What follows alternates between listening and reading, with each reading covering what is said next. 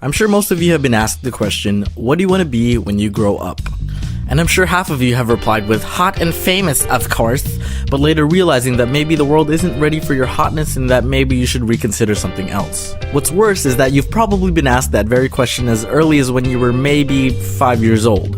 I remember being 5 and being asked that, and when you were that age, let's be honest, you were probably only exposed to a select few jobs. A police officer, a firefighter, an astronaut, a doctor, a princess. I wanted to be a princess, but I figured the world wasn't ready for that, so I said I wanted to be a teacher. As a kid, I thought teachers were an elite level of humans who possessed infinite knowledge. They just know everything there is to know. I wanted their intelligence. I respected them, and I still do. Well, most anyway. Some do an amazing job at it, while others like to rely on reading mundane overhead projector notes verbatim and having weekly quizzes pertaining to those notes, and you question if there even is an influential teacher present, because what you're actually doing is just regurgitating data based on memory and not actually learning the practicality of the information you're being exposed to. But yeah, I wanted to be a teacher. But looking back, I think it was only because I didn't know there were thousands of other options that would pique my interest. And I think that's the issue of why a lot of us are stuck wondering what we want to do and feel the pressures of possibly not being able to contribute to the society and the world. For a lot of you, your parents might have been a driving factor as to what you've chosen or will choose to be, while some may be the epitome of strict parenting where they try to mold what they want you to become since day one. Asian parents, I'm looking at you. Most are generally content with what you do in life, as long as you don't end up being a bum and amounting to nothing despite the privileges and opportunities available to you. And I can vouch for that. See, both of my parents were born and raised in the third world country of Philippines. They both grew up with 8 or so brothers and sisters, so you can assume wealth and luxury weren't aspects of their lives. But once they were adults, my parents knew they had to leave the country in search of a better life for themselves and their future children. I've mentioned before that I lived in Saudi Arabia for a few years, but that was just a stepping stone for moving to Canada. Actually, my parents were deciding between Canada and Australia, and they chose the former. Can you imagine an Aussie Domics? Here's my attempt at offending the Australian accent. Crikey, the bum! A bloody good thing I reckon, mate! Sorry. But yeah, we moved to Canada. And being able to experience the immigration process with them, in retrospect, I can appreciate their efforts for seeking a better lifestyle. And I think a lot of second and third generation kids are just unaware of how good we have it. Our parents literally left the homeland of family and friends, left a lifestyle that they grew up with, to go to another land where they had to start over. A new and different land where they weren't necessarily familiar with the language and culture, but are willing to adapt for a better life for their children. My parents probably had less than half of the privileges I had growing up. As an adult now, I understood why my parents were so strict towards my sisters and I to focus on our studies, because there are way more career opportunities here than there were back in the homeland. It was their way of telling us that if we worked hard enough, we could be successful and live comfortably.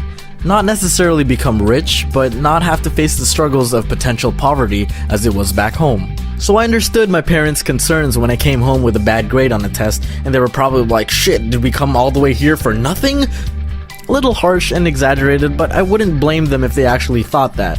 A little self-awareness for y'all who think your parents don't love ya. I've mentioned before how my parents kind of discouraged my ambition to become an artist, and how we met halfway when they let me study architecture. It seemed unfair at the time, yes, but I understood their perspective and preconceived notion of the starving artist. As excited as I was to design structures, my passion for the field diminished over time, but my fear of disappointing my parents was greater than that. And so I went through my 4-year bachelor's program, graduated, got my degree, and then did jack shit with it. After a while, I realized I needed to find another option. I felt that my parents would understand if I chose an alternative if I really didn't enjoy what I was doing. I started Domics as a webcomic series during my 3rd year of university and used it as an outlet for the stress I had from school. Once I graduated, I postponed getting an architecture career to pursue being an animator on YouTube. I'll admit the first couple of paychecks were pretty bad and was less than what I earned with my part-time job, which I quit in order to focus on my videos. I had architecture as a plan B even though I studied it for 4 years.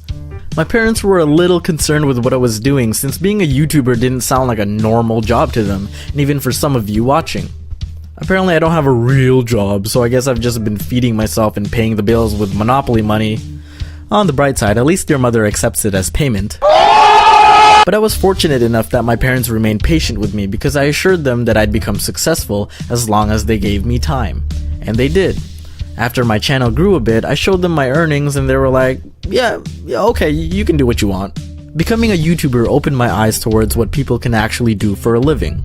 While traditional jobs still exist, new and unique jobs have flourished with the advances in technology and worldwide network. Tools and information are much more accessible now and allow us to achieve things on our own that may have been more difficult a decade ago. People ask me what school I went to or where I went to learn animation, but the truth is, I'm self-taught. I mean, I've been drawing and keeping my artistic passion intact my whole life, but specifically learning animation was an independent effort. I use Adobe Flash. I know it's Animate now for my animations, and so I looked up tutorials on how to use the software. Combined with the knowledge I got from friends who were already more experienced than I, animating became easier the more I did it. If you look back and compare the quality of my first few videos to my current, you can tell that there's been improvement, or at least I like to believe so. Anyway, my point is that it's okay to not know what you want to be when you grow up. And if you're already an adult, it's still okay to be unsure, as long as you have the drive to do something. Anything. I wasn't even sure what I wanted to do for a living until I was already doing it. I did consider being an animator as an adolescent because of all the cartoons and anime that I watched. But I would have never guessed I'd end up here, being a full-time YouTuber. Despite having studied something completely different from animation, I probably wouldn't go back and tell my 5-year-old self to change my history. Despite all the struggles, I think it was necessary to make me who I am today. A bloody wanker. Actually, as a kid, what I really wanted to be when I grew up was become a Super Saiyan, which you can't do unless you're a normal Saiyan first, which you can't really work towards and can only be passed down by bloodline. Aw. But at least I can enjoy watching the sequel series of my childhood anime, Dragon Ball Super.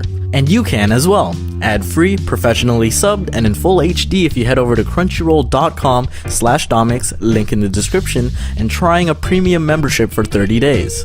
You'll be able to find tons of other anime, manga, and drama titles as well, if overpowered humans and aliens pummeling each other ain't your thing. I hear Yuri on Ice is getting epic, so maybe I'll give that a shot. Again, that's crunchyroll.com/Domics. Link below. Enjoy!